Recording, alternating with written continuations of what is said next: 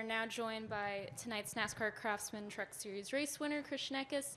If you have a question for Christian, please raise your hand and we will get a wireless microphone to you. Who would like to start us off? All right, we'll start with Bob.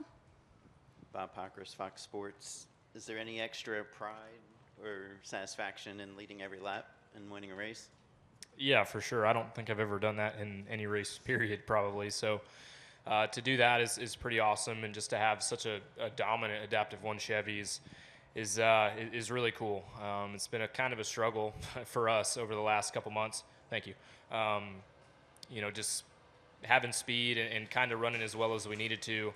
Then the last two races at Gateway, then here we've run really well. So just proud of the effort, proud of the gains that everybody's making, and just got to keep the foot on the throttle here. Okay, let's go to Chris, and then we'll work our way back.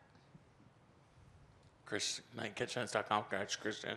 Is it too soon to start thinking about playoffs? I know there's only 3 races left in the regular season, but do you have playoffs on the mind at all?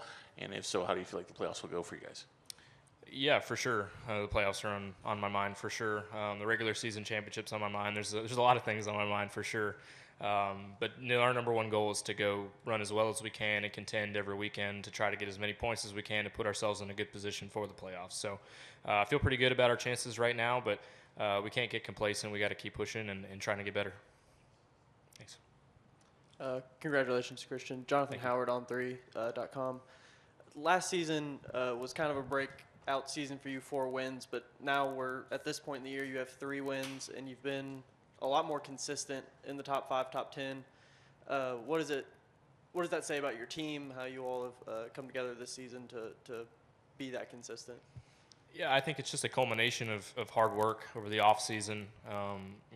This was actually my first back-to-back full-time season with a team, so being able to learn and to build over the off season is something I haven't been able to do before. So like this race, for instance, we were horrible last year. We ran maybe 11th and weren't very competitive. I think we finished 23rd, got in a wreck or something. So we had a lot to do to try to get better, and we really sat down and worked hard on this. We've been at the simulator probably 5 times and picked up a lot of speed. So just super proud of everybody for what we're doing here.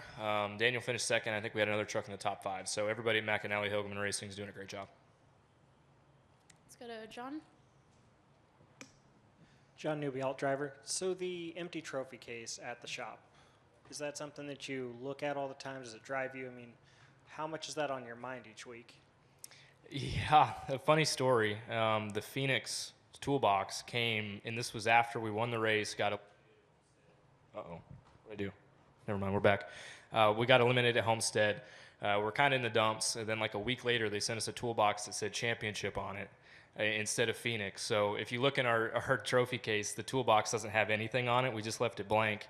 But yeah, that open spot in the trophy case is obviously pretty important to us based upon last year and what we felt like was a missed opportunity. So yeah, no, it's definitely a little symbolic for sure. We're running out of space, so Bill's over here. They're just going to have to build some more trophy cases. Any additional questions for Christian?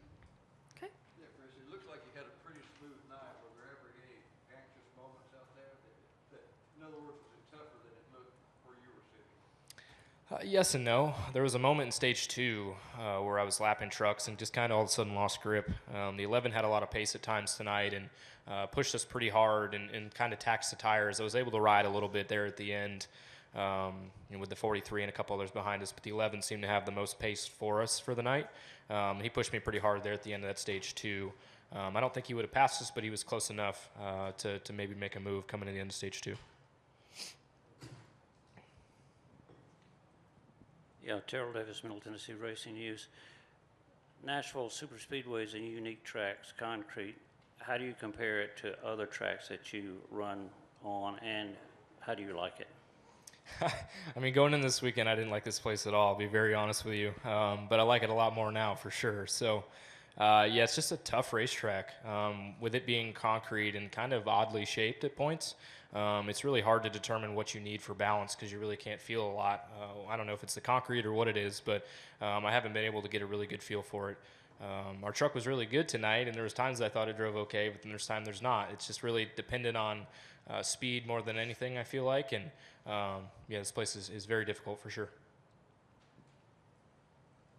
Winning solves some of that. 100%, yeah.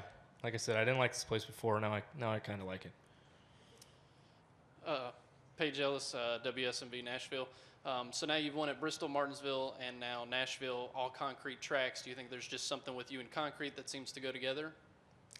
I don't really know because all three racetracks are so much different. Martinsville is a tight paperclip, not very banked. Bristol, obviously high banked, high speed. And then there's this place, which is kind of like a mile and a half, but kind of not. So kind of all three different racetracks this year. Our short tracks have definitely been our strong suit throughout the year, and this is good for us. We really haven't, dominated like this on a mile and a half ever. So it's a good step in the right direction, and still feel like we can gain on this a little bit though.